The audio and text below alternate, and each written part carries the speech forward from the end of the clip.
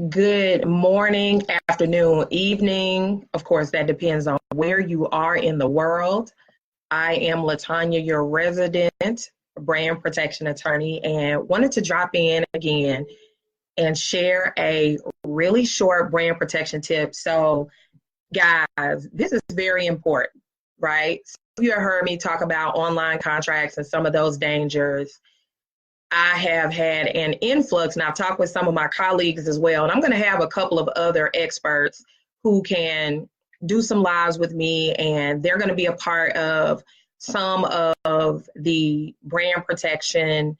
What other lawyers want to tell you? We're going to start doing a lot of these because it's really important that you guys are educated, that you know, and so that whatever decisions that you make, you can have additional information to include in your analysis before you start to do some things that are really, really going to be far more detrimental and far more costly than just using an attorney from the beginning.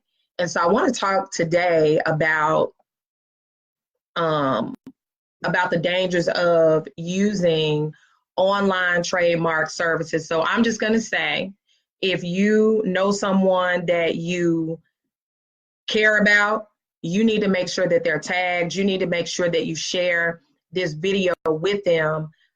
If you yourself are considering this, some people, and let me throw this out there, these are just the downsides.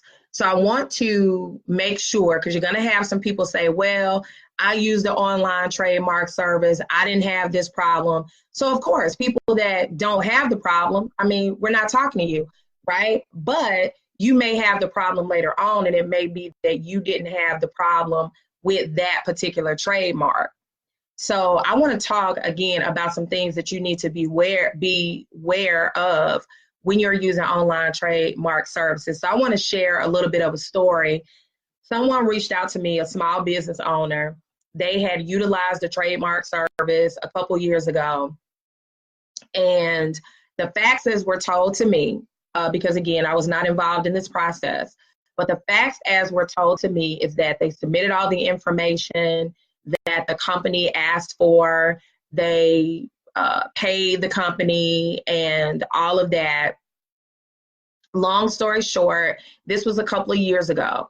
So they had no idea. They had already sort of been primed that it's a long process and all of these things. But this particular request that this person was making, honestly, should not have been a two-year process, and they still had not heard anything. So when they reached out to me, because they were following up with the company. They were reaching out to the person that was assigned. They were not getting in contact with that person, only to find out that person had left the company almost a year ago, and no one was giving them any information. So I want to say about 2 or 3 weeks after this person had been very persistent at reaching out and all of those things, they receive a letter, an email, basically saying, hey, you didn't get the trademark because of you failed to properly respond, right? So the person, again, the facts that they told me was that they responded to everything that this attorney asked them to do. They sent information that they were asked to send, and so they didn't understand what was going on. The company was not being responsive to them. And at this point, they had spent, I want to say, the person said about $1,500. Now, mind you, this was an online trademark service. Now, of course, some lawyers do charge $1,500. Some of them charge more. But let me say this. So in the end, so what they wanted me to do was to find out what happened, right? So they brought me on. They wanted me to find out what happened for them. And essentially, this is what happened. They did everything that they said that they did. They did everything that they were supposed to do. There is something called an office action that comes back. And all that means is that the U.S. Patent and Trademark Office has a question, right, that they would like for the applicant to answer before they make a final issuance of the trademark. Now, let me tell you why that's very important in this particular situation and a lot of other situations, because basically in this analysis that had gone from the U.S. Patent and Trademark Office, they essentially said, look, we've checked everything that you sent in. We've done the research. We believe that there is no other trademark out there. There's no infringement, blah, blah, blah, all the other legalese and things that they say, which essentially means if you send us this information or answer the question, we will take that under advisement and immediately issue the trademark. He says that information was never sent to the U.S. Patent and Trademark Office, and he was able to show that he responded when that information came up. He was corresponding with the particular person who was handling his application. You know what happened? What he had clearly missed was they told him he had to pay another $299 for them to submit the information on his behalf.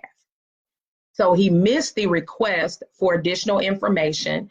According to this particular person, they thought that the correspondence was saying that they had already paid. And if you read it, I know, but if you read it, it almost sounded like that. So I think that they just misunderstood the correspondence. Now, they didn't talk on the phone to this person. They only corresponded via email. Again, there was a big gap. Now, there may be some things that this person can do to revive the application. Of course, depending on the time frame that has passed, they are probably going to still have to pay another filing fee because so much time has passed. Someone else may now have a competing mark in the marketplace, or they may have actually filed an application or been approved. What I'm telling you is, in this particular situation, what is so grave and why I wanted to do a video about this is because the very things that they were asking about are the things that should have automatically been done just anyway.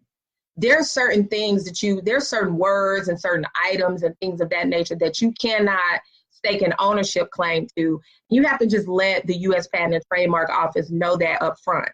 Now, any attorney that does intellectual property, they know that. So they automatically have their clients fill out those, pretty much a disclaimer, right?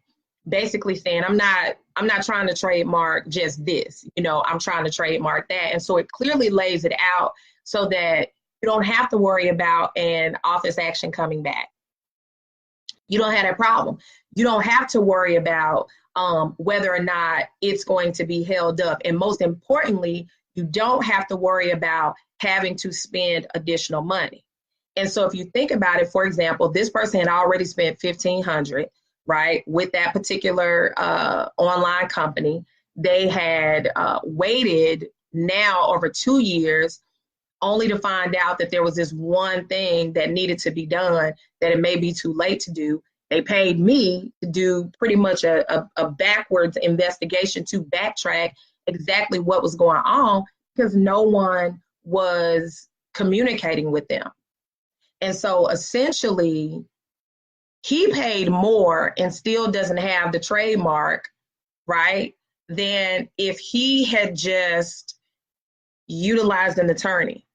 Because what he told me was he went with this company because he was saving roughly, at the time, roughly about $1,000, okay? Now he has a choice to make. Of course, I educated him on what the discrepancies were in his application, what had gone on, some of the things that I'm sharing with you guys. Of course, we went into an in-depth conversation, but I let them know what the situation was, what the problem was, so that the next step, they can fix it. If they go through another online trademark service, I hope that they don't, and I have discouraged them from doing that. And I've also connected them with some people that I utilize, that I trust, because some things are just complicated and you want to make sure you have the best person who's handling that particular part of it. Why am I telling you guys this? Why am I sharing this with you as a brand protection tip? Because oftentimes people really believe that it is cheaper to do the online route or the DIY route. Some things you just cannot do yourself. If you are going to do it yourself, you need to make sure that you are armed with as much information as possible. And quite frankly, there are just certain things that you're just not going to know unless you learn it from a lawyer or someone that is very well versed in the subject matter. Because there are people that deal in intellectual property, they have patents and things of that nature, so they know. And so if you have a mentor who has done that, you want to talk to them, certainly for sure. But if not, it pays to get a legal consultation, a legal review. Oftentimes, if you don't have enough money to pay, a lawyer will say, well, I will review it for you, and this is what my review is. I tell people to do that all the time. I am not a big proponent of online anything, because let me tell you what else could have happened. Had they gone to an attorney and had the same experience, then they would then potentially have a malpractice claim, which means he would have got his money back. Not just for the original trademark, but any money that he spent to fix this, right? He would have had a claim. He would have got his money back. You don't get that when you're dealing with an online service. You just don't get that. And so you need to really understand the full story, the full implications of that. Again, one of the things you guys may have heard about this, if you follow me in anywhere really online, is that I'm launching something called the Brand Protection Academy, it's a legal education series. You can check out the description, but it's a legal education series. Of course, it's geared towards legacy-driven entrepreneurs. It's geared toward people that are serious about taking control of the legalities surrounding what they need to do with their life, their business, their legacy, and the people that are really wanting to get educated on what do I need in this situation and what do I need to do. Now, of course, it's geared towards things like intellectual property, asset protection, contracts, things of that nature, how to protect yourself against, taxes and things like that, which of course is geared more towards the people that are really looking at building wealth and building a future. And there is a link. You do have to apply to be a part of the academy. So it's not something that you just go and sign up for. You do have to apply. We will review the information because we want to know that it's people that are serious about being committed, right? Lots of people spend a lot of money, but if you're not going to utilize the information and apply the information, it's probably not going to be a good fit for you. I'm just going to be very honest. If you're not going to do that, if you're not going to do the work, it's not a good fit for you. But there is a link in the description where you can go. There's no obligation. Just because you apply doesn't mean that you're obligated to continue on in the process. But before I leave you today, I want to encourage you guys to join our 360 Brand Protection Facebook group. I drop a lot of knowledge over there. Make sure that you like the I Protect Your Brand with LeTonya Moore Facebook page. But more importantly, beware of using online services for your trademarks. Oftentimes, it ends up costing you far more money than it would have cost you if you had utilized the attorney. So again, thank you guys so much for spending time with me today. Until next time, have a great day.